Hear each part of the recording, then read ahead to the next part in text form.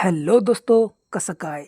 तो इस वीडियो के लिए मुझे बहुत सारी गालियाँ भी पड़ने वाली है और मुझे हेट भी मिलने वाली है, लेकिन फिर भी चलिए सीधी बात और नो बकवास शुरू करते हैं आज का अपना वीडियो। तो कल बिग बॉस मराठी सीजन 6 में हो चुका है सोनाली राउत का शॉकिंग, अनएक्सपेक्टेड, अनफेयर इविक्शन।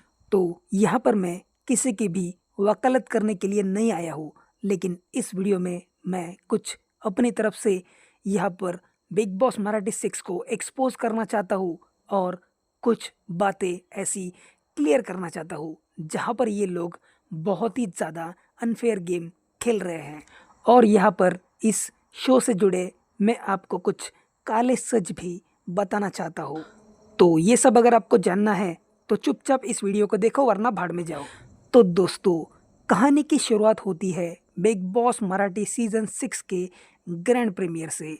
वहाँ पर एज अ कंटेस्टेंट एंट्री हो जाती है सोनाली राउत की, और उस दिन ये सोनाली हमें काफ़ी कुछ बड़ी बड़ी बातें करते हुए नज़र आ गई। बाहर फैंस को और शो के मेकर्स को, यहाँ तक कि रितेश को भी सोनाली से बहुत ज़्यादा उम्मीदें थी कि वो निकी तंबोली की तरह ही गेम खेल सकेगी। फिर शो के पहले ही वीक में हमें दिख गया कि सोनाली कितना अच्छा मास्टरमाइंड गेम खेल रही है, और भाऊचा धक्का में रितेश ने भी उसकी तारीफ की थी। लेकिन जो सेकंड वीक था, वहाँ से शुरू हुआ था सोनाली का बैड टाइम।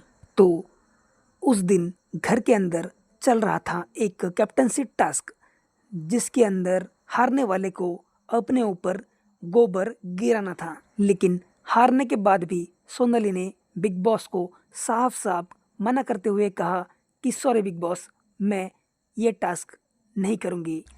और उसके बदले में पनिशमेंट के तौर पर बिग बॉस ने थर्ड वीक के लिए सोनाली को नॉमिनेट कर दिया। उसके बाद शो के अंदर हमें इसका इतना खतरनाक एटीट्यूड देखने को मिला कि इसने वो पूरा हफ्ता घर के अंदर अपना इन्वॉल्वमेंट बिल्कुल भी नहीं दिखाया था। फिर आ गया सेकंड भाऊचा धक्का, और तब रितेश ने उसे अच्छे से पूछा था कि सोनाली, आपने टास्क क्यों नहीं खेला। इस पर सोनाली ने कुछ स्टूपिड से रीज़न दिए और अपना वही एटीट्यूड रितेश के भी सामने दिखाया था। लेकिन इस पर भाऊ को बहुत गुस्सा आ गया और उसने कहा, सोनाली, अपना ये एटीट्यूड मुझे मत दिखाओ, वो अपने घर में रखो, वरना इस बार तो सिर्फ नॉमिनेट किया है, अगर आपका यही एटीट्यूड रहा तो अगली बार सीधा घर भेज दूंगा। तो भाऊ की इस लाइन को पिछले वीक में वार्निंग समझ बैठा था, लेकिन आज मुझे पता चल गया कि वो वार्निंग नहीं बल्कि एक सच्चाई थी।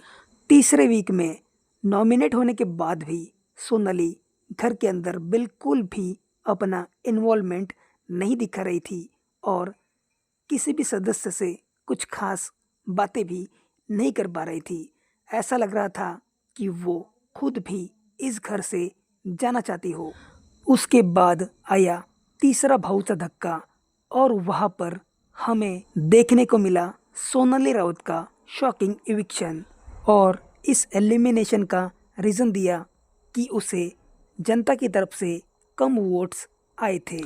लेकिन अब अगर मैं वोटिंग ट्रेंड्स की बात करूं तो तीनों हफ्तों में सबसे कम वोट्स रुचिता जामदार को ही मिल रहे थे। तो वैसे भी ये सीज़न फ्लॉप ही चल रहा है, और रुचिता घर के अंदर भले ही नेगेटिव दिख रही है, फिर भी वो कुछ कर रही है, इसके लिए उसे बचाया जा रहा है, और जो टीवी पर नज़र नहीं आ रहे हैं उनको हटाया जा रहा है। तो यहाँ पर मैंने ये बात क्लियर कर दी कि सोनाली का इविक्शन कम वोट्स के कारण हुआ है, ये रीज़न एकदम झूठा है। तो अब सवाल उठता है कि आखिर ये एविक्शन हुआ ही क्यों और कैसे। चलिए हम और आप मिलकर इस मिस्ट्री को सॉल्व करने की कोशिश करते हैं, और मैं बताता हूँ अपने ओपिनियंस कि आखिर सोनाली का एविक्शन इतनी जल्दी क्यों और कैसे हुआ।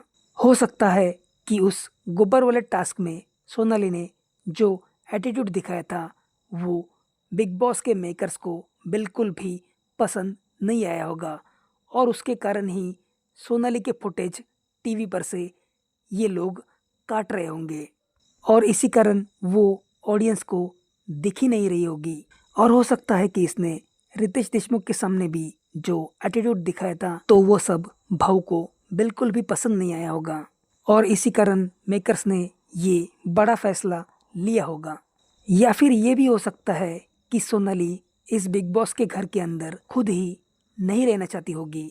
अब ये शो तो हमें हर रोज 1.5 घंटा ही देखने को मिलता है, लेकिन हिंदी शो की तरह ये 24 आवर्स हमें देखने को नहीं मिलता है। तो हो सकता है कि सोनाली और शो के मेकर्स की कन्फेक्शन रूम में कुछ बातें हुई होगी कि उसे इस शो को क्विट करना है। तो दोस्तों, ये तो मेरे अपने पर्सनल ओपिनियन थे, लेकिन जब सोनाली का इंटरव्यू बाहर आ जाएगा तो मैं सारी बातें आप तक अपडेट वाइज पहुंचा दूंगा। तो मैं मिलता हूँ आपसे बिग बॉस मराठी के किसी और वीडियो के साथ। तब तक के लिए bye bye and take care.